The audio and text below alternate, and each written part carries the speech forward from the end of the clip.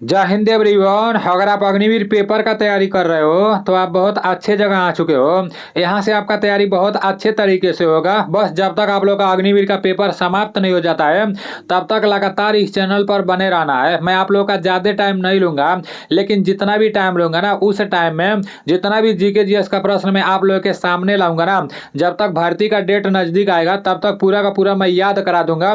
ये मेरी गारंटी है, लेकिन आप लोग को लगातार बने रहना है, ठीक है ना। चलते हैं अपने प्रश्नों की तरफ। आज के इस वीडियो में टोटल 30 प्रश्न लिए गए हैं। 15 प्रश्न सामान्य ज्ञान के रहने वाले हैं और 15 प्रश्न सामान्य विज्ञान के रहने वाले हैं। आज रीजनिंग के प्रश्न नहीं लिए गए हैं, ठीक है ना। और ये एनडीसी एप्लीकेशन जो आज आने वाला था तो आज भी कैंसिल हो गया। कल 26 जनवरी है और हो सकता है कि कल वो एप्लीकेशन आ जाए, ठीक है ना। आज ही आने वाला था, लेकिन हमारे दोस्त लोग बोले हैं कि नहीं, कल अच्छा दिन है, कल मतलब लॉन्च किया जाएगा। तो देखते हैं कल जो कुछ भी होगा मैं आप लोगों को बता दूंगा, ठीक है ना। फिलहाल चलते हैं अपने प्रश्नों की तरफ। आपका पहला प्रश्न है कि वायुमंडल को कितने परतों में बांटा गया है। आप सभी लोगों को पता होना चाहिए, ठीक है ना। वायुमंडल को कितने परतों में बांटा गया है। आपके सामने चार ऑप्शन है, 2, 4, 6 और 5 है। इसका राइट आंसर क्या हो जाएगा? वायुमंडल को कितने परतों में बांटा गया है, इसका राइट आंसर 5 हो जाएगा, ठीक है ना। वायुमंडल को 5 परतों में बांटा गया है। आज जो 30 प्रश्न लिए गए हैं ना मेरे भाई, 30 में से आप लोगों का 30 प्रश्न सही होना चाहिए, ठीक है ना। क्योंकि आज ज्यादा हार्ड प्रश्न नहीं लिए गए हैं, थोड़ा नॉर्मल ही प्रश्न लिए गए हैं। नेक्स्ट प्रश्न है कि भारत का राष्ट्रीय बैंक कौन सा है। तो भारत का राष्ट्रीय बैंक कौन सा है? भारतीय रिजर्व बैंक, भारतीय state bank, Punjab national bank और हिंदुस्तान बैंक। आप सभी लोगों को ये बात पता होना चाहिए कि भारत का राष्ट्रीय बैंक कौन सा है। तो भारत का राष्ट्रीय बैंक भारतीय रिजर्व बैंक है, ठीक है ना। भारत का राष्ट्रीय बैंक कौन सा है? भारत का राष्ट्रीय बैंक भारतीय रिजर्व बैंक है। नेक्स्ट प्रश्न की तरफ चलते हैं। आपका नेक्स्ट प्रश्न है कि किसने कहा आजादी मेरा जन्म सिद्ध अधिकार है। तो किसने कहा आजादी मेरा जन्म सिद्ध अधिकार है? यह प्रश्न बहुत बार आर्मी के पेपर में पूछा जा चुका है, ठीक है ना। गोपाल कृष्ण गोखले, लोकमान्य तिलक, वीर सावरकर और राम प्रसाद बिस्मिल। तो इसका राइट आंसर क्या हो जाएगा? किसने कहा आजादी मेरा जन्म सिद्ध अधिकार है? तो इसका राइट आंसर लोकमान्य तिलक हो जाएगा, ठीक है ना। Lokmanya Tilak is right answer. Next प्रश्न की तरफ चलते हैं। आपका नेक्स्ट प्रश्न है कि 4 शेरों वाला अशोक स्तंभ कहाँ पर स्थित है। तो 4 शेरों वाला अशोक स्तंभ कहाँ पर स्थित है? ये किसी का भी गलत नहीं होना चाहिए, ठीक है ना। आपके सामने 4 ऑप्शन है, पटना, रांची, सांची और सारनाथ। 4 शेरों वाला अशोक स्तंभ कहाँ पर स्थित है? इसका राइट आंसर सारनाथ हो जाएगा। Sarnath is right answer. 4 शेरों वाला अशोक स्तंभ सारनाथ में स्थित है, ठीक है ना। नेक्स्ट प्रश्न की तरफ चलते हैं। आपका नेक्स्ट प्रश्न है कि श्रमिक दिवस कब मनाया जाता है। तो श्रमिक दिवस कब मनाया जाता है? 1 दिसंबर, 8 मार्च, 1 मई और 27 सितंबर है। श्रमिक दिवस कब मनाया जाता है? ये भी इंडियन आर्मी का पुराना प्रश्न है और बहुत बार पूछा जा चुका है, ठीक है ना। इसका राइट आंसर 1 मई हो जाएगा। 1 मई इज राइट आंसर। श्रमिक दिवस कब मनाया जाता है? तो 1 मई को श्रमिक दिवस मनाया जाता है। नेक्स्ट प्रश्न की तरफ चलते हैं। आपका नेक्स्ट प्रश्न है कि वर्तमान में एनएसए के सलाहकार कौन है। वर्तमान में कौन क्या है ये आप सभी लोगों को पता होना चाहिए, ठीक है ना। वर्तमान में एनएसए के सलाहकार कौन है? ओम बिड़ला, अजीत डोभाल, कार्तिक ठाकुर और धर्मेंद्र प्रधान। इसका राइट आंसर क्या हो जाएगा? वर्तमान में एनएसए के सलाहकार कौन है? आप सभी लोगों को ये बात पता होना चाहिए, ठीक है ना। इसका राइट आंसर अजीत डोभाल हो जाएगा। वर्तमान में एनएसए के सलाहकार कौन है? तो Ajit Doval is right answer, ठीक है ना। वर्तमान में एनएसए के सलाहकार कौन है? अजीत डोभाल हो जाएगा। नेक्स्ट प्रश्न की तरफ चलते हैं। प्रश्न है कि दिलवाड़ा मंदिर कहाँ स्थित है। मोस्ट इंपॉर्टेंट प्रश्न है और इंडियन आर्मी का फेवरेट प्रश्न है। दिलवाड़ा मंदिर कहाँ स्थित है? मदुरई जो तमिलनाडु में पड़ता है, माउंट आबू जो राजस्थान में पड़ता है, कोणार्क जो उड़ीसा में पड़ता है, अमरनाथ जो जम्मू कश्मीर में पड़ता है। तो इसका राइट आंसर क्या हो जाएगा? आप सभी लोगों को पता होना चाहिए। दिलवाड़ा मंदिर कहाँ स्थित है? तो इसका right right answer mount Abu हो जाएगा, ठीक है ना, जो राजस्थान में पड़ता है। नेक्स्ट प्रश्न की तरफ चलते हैं। आपका नेक्स्ट प्रश्न है कि महात्मा गांधी को अर्धनग्न फकीर किसने कहा था? तो महात्मा गांधी को अर्धनग्न फकीर किसने कहा था? आप सभी लोगों को पता होना चाहिए। विंस्टन चर्चिल, सुभाष चंद्र बोस और नीचे दिया है रविंद्रनाथ टैगोर, इनमें से कोई नहीं। तो इसका राइट आंसर क्या हो जाएगा? महात्मा गांधी जी को अर्धनग्न फकीर किसने कहा था? इसका राइट आंसर विंस्टन चर्चिल हो जाएगा, ठीक है ना। Winston Churchill is right answer. Mahatma Gandhi ji को अर्धनग्न फकीर किसने कहा था? तो महात्मा गांधी जी को अर्धनग्न फकीर विंस्टन चर्चिल जी ने कहा था, ठीक है ना। नेक्स्ट प्रश्न की तरफ चलते हैं। आपका नेक्स्ट प्रश्न है कि राष्ट्रीय खेल दिवस किसके जन्म दिवस पर मनाया जाता है? तो राष्ट्रीय खेल दिवस किसके जन्म दिवस पर मनाया जाता है? एक भी प्रश्न गलत नहीं होना चाहिए। अगर इसमें से एक भी प्रश्न गलत हो जाएगा ना तो मेरे भाई आपका काम से गया, ठीक है ना। इसलिए एक भी प्रश्न गलत नहीं होना चाहिए। राष्ट्रीय खेल दिवस किसके जन्म दिवस पर मनाया जाता है? उधम सिंह, कपिल देव, मेजर ध्यानचंद और स्वामी विवेकानंद। तो इसका राइट आंसर मेजर ध्यानचंद हो जाएगा। Major Dhyanchand is right answer. राष्ट्रीय खेल दिवस किसके जन्म दिवस पर मनाया जाता है? तो राष्ट्रीय खेल दिवस मेजर ध्यानचंद के जन्म दिवस पर मनाया जाता है 29 अगस्त को, ठीक है ना। 29 अगस्त को राष्ट्रीय खेल दिवस मनाया जाता है। नेक्स्ट प्रश्न की तरफ चलते हैं। आपका नेक्स्ट प्रश्न है कि निम्न में से विश्व की सबसे गहरी झील है। निम्न में से विश्व की सबसे गहरी झील कौन सी है? बैकाल, कैस्पियन, चिल्का और वुलर है। इसका राइट आंसर क्या हो जाएगा? इसका राइट आंसर बैकाल हो जाएगा। निम्न में से विश्व की सबसे गहरी झील, तो पूरे विश्व की सबसे गहरी झील कौन सी है? बैकाल झील है, ठीक है ना। Baikal is right answer. और खारे पानी की झील कौन है? तो खारे पानी की झील चिल्का झील है। और मीठे पानी की झील कौन सा है? तो वो वुलर झील है, ठीक है ना। नेक्स्ट प्रश्न की तरफ चलते हैं। आपका नेक्स्ट प्रश्न है कि हुगली नदी किस राज्य में बहती है? तो हुगली नदी किस राज्य में बहती है? उड़ीसा, पश्चिम बंगाल, असम और कर्नाटक है। तो इसका राइट आंसर क्या हो जाएगा? हुगली नदी किस राज्य में बहती है? इसका राइट आंसर आपका पश्चिम बंगाल हो जाएगा, ठीक है ना। हुगली नदी किस राज्य में बहती है? तो Bengal is right answer. Next प्रश्न की तरफ चलते हैं।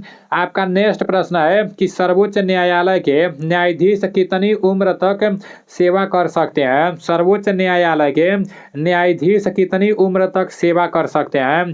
70 वर्ष, 62 वर्ष, 65 वर्ष और 60 वर्ष। तो इसका राइट आंसर क्या हो जाएगा? इसका राइट आंसर आपका 65 वर्ष हो जाएगा। 65 वर्ष इज राइट आंसर, ठीक है ना। सर्वोच्च न्यायालय के न्यायाधीश कितनी उम्र तक सेवा कर सकते हैं? आप सभी लोगों को पता होना चाहिए, ठीक है ना। तो 65 वर्ष इसका राइट आंसर हो जाएगा।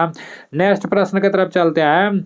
आपका नेक्स्ट प्रश्न है कि गाइड किताब के लेखक कौन है? तो गाइड किताब के लेखक कौन है? आप सभी लोगों को पता होना चाहिए।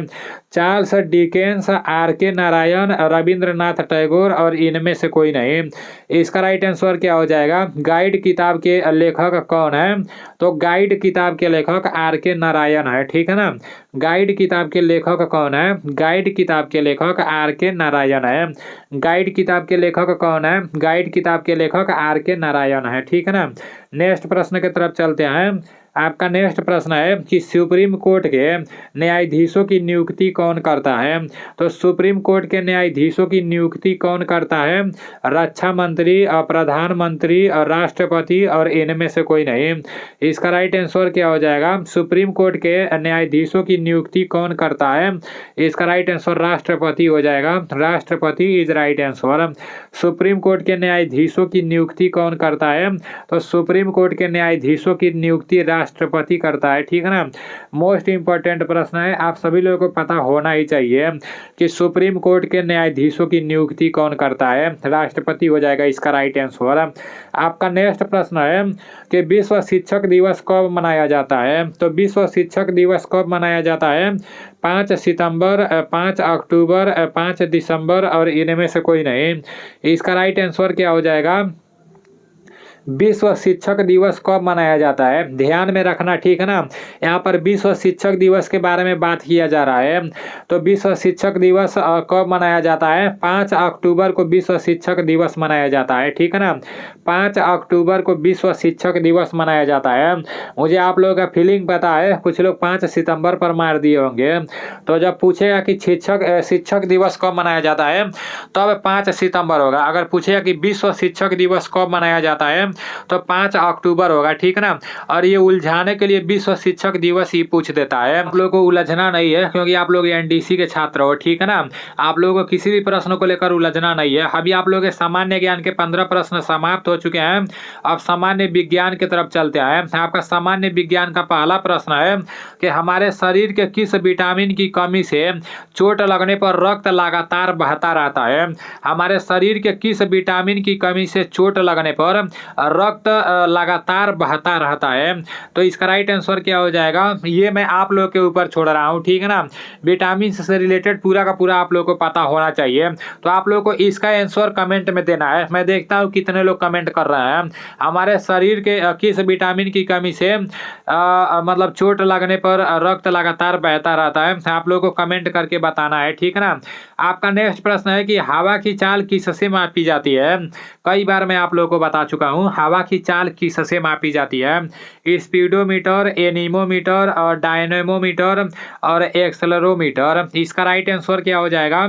हवा की चाल किससे मापी जाती है? आप सभी लोगों को पता होना चाहिए। इसका राइट आंसर एनीमोमीटर हो जाएगा। Anemometer is right answer. हवा की चाल किससे मापी जाती है? तो एनीमोमीटर इसका राइट आंसर हो जाएगा, ठीक है ना। आपका नेक्स्ट प्रश्न है कि जल का क्वथनांक होता है। तो जल का क्वथनांक कितना होता है? 101 degree Fahrenheit, 100 degree Fahrenheit, 100 degree Fahrenheit, 0 degree Fahrenheit और 212 डिग्री फ़ारेनहाइट।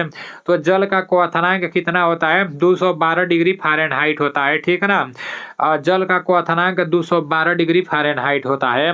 आपका नेक्स्ट प्रश्न है कि किस जीवाणु के कारण दूध से दही बनता है? तो किस जीवाणु के कारण दूध से दही बनता है?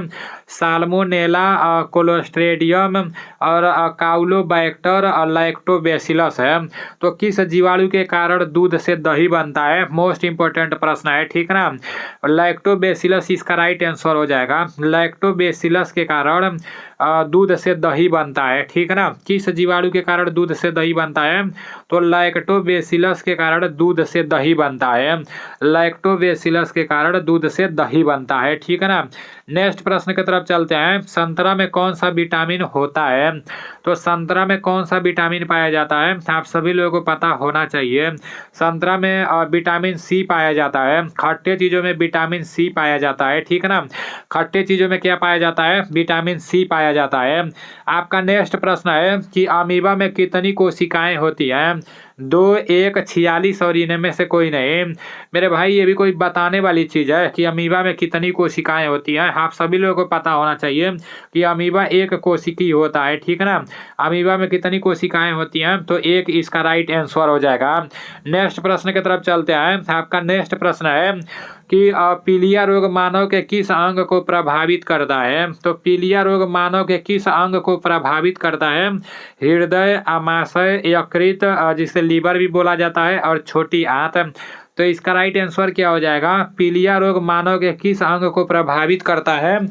तो पीलिया रोग मानव के किस अंग को प्रभावित करता है? इसका राइट आंसर यकृत हो जाएगा, जो लीवर भी जिसे बोला जाता है, ठीक है ना। पीलिया रोग मानव के किस अंग को प्रभावित करता है? तो यकृत इसका राइट आंसर हो जाएगा, ठीक है ना। नेक्स्ट प्रश्न की तरफ चलते हैं। आपका नेक्स्ट प्रश्न है कि निम्नलिखित में से किसके कारण फलों का स्वाद मीठा होता है? तो निम्नलिखित में से किसके कारण फलों का स्वाद मीठा होता है? शहद, फ्रुक्टोज और लिपेस और पेप्सिन। इसका राइट आंसर क्या हो जाएगा? आप सभी लोगों को पता होना चाहिए। निम्नलिखित में से किसके कारण फलों का स्वाद मीठा होता है? जो हम लोग फल खाते हैं उसका स्वाद मीठा होता है। सभी फलों का स्वाद नहीं, ठीक है ना। कुछ कुछ का स्वाद तो खट्टा होता है, लेकिन वो भी पक जाता है तो उसका स्वाद भी मीठा ही हो जाता है। तो किसके कारण फलों का स्वाद मीठा होता है? फ्रुक्टोज के कारण, ठीक है ना। Fructose is right answer. जब भी पूछेगा कि किसके कारण फलों का स्वाद मीठा होता है तो फ्रुक्टोज पर आप लोग को ट्रिक मार देना है, ठीक है ना। आपका नेक्स्ट प्रश्न है कि रात्रि में तारों का टिमटिमाना है पूर्ण आंतरिक अपवर्तन, अपरावर्तन और व्यतिकरण। तो इसका राइट आंसर क्या हो जाएगा? रात्रि में तारों का टिमटिमाना। इसका राइट आंसर अपवर्तन हो जाएगा। अपवर्तन इज राइट आंसर, ठीक है ना। रात्रि में तारों का टिमटिमाना अपवर्तन है। नेक्स्ट प्रश्न की तरफ चलते हैं। नेक्स्ट प्रश्न है कि लेजर की खोज किसने की थी? तो लेजर की खोज किसने की थी? W.K. रोंजन और हाउसफील्ड, थियोडोर अल्बर्ट आइंस्टीन। इसका राइट आंसर क्या हो जाएगा? लेजर की खोज किसने की थी? आप सभी लोगों को पता होना चाहिए। इसका राइट आंसर थियोडोर हो जाएगा, ठीक है ना। लेजर की खोज किसने की थी? तो लेजर की खोज थियोडोर ने की थी।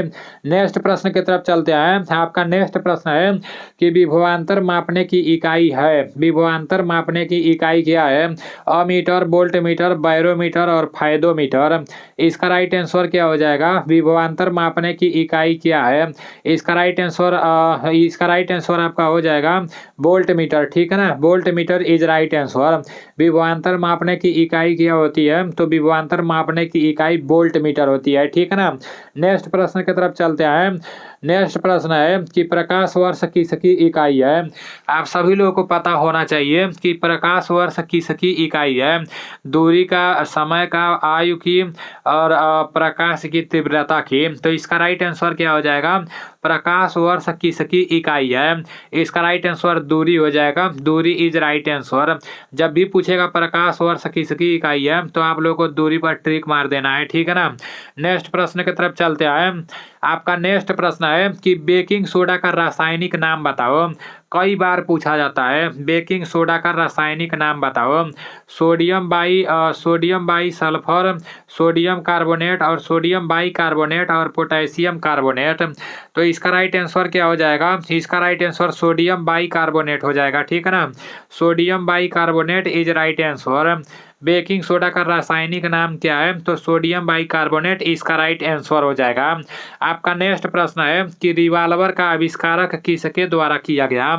तो रिवाल्वर का आविष्कार किसके द्वारा किया गया? आप सभी लोगों को पता होना चाहिए। सैमुअल कोल्ट और हेनरी डिंगरिंग, जॉन बाउनिंग, थियोडोर बर्गमैन। इसका राइट आंसर क्या हो जाएगा? रिवाल्वर का आविष्कार किसके द्वारा किया गया? तो इसका राइट आंसर सैमुअल कोल्ट हो जाएगा, ठीक है ना। रिवाल्वर का आविष्कार किसके द्वारा किया गया? रिवाल्वर का आविष्कार सैमुअल कोल्ट के द्वारा किया गया। रिवाल्वर का आविष्कार किसके द्वारा किया गया? तो सैमुअल कोल्ट के द्वारा रिवाल्वर का आविष्कार किया गया। आपका नेक्स्ट प्रश्न है कि लेंस की क्षमता का मात्रक होता है। लेंस की क्षमता का मात्रक क्या होता है? ओप्टर, डायोप्टर, फ्लस्क और ब्यूमेन। इसका राइट आंसर क्या हो जाएगा? लेंस की क्षमता का मात्रक क्या होता है? आप सभी लोगों को पता होना चाहिए। इसका राइट आंसर क्या हो जाएगा? इसका राइट आंसर डायोप्टर हो जाएगा, ठीक है ना। Dioptre is right answer. Lens की क्षमता का मात्रक क्या होता है? तो डायोप्टर होता है। नेक्स्ट प्रश्न की तरफ चलते हैं।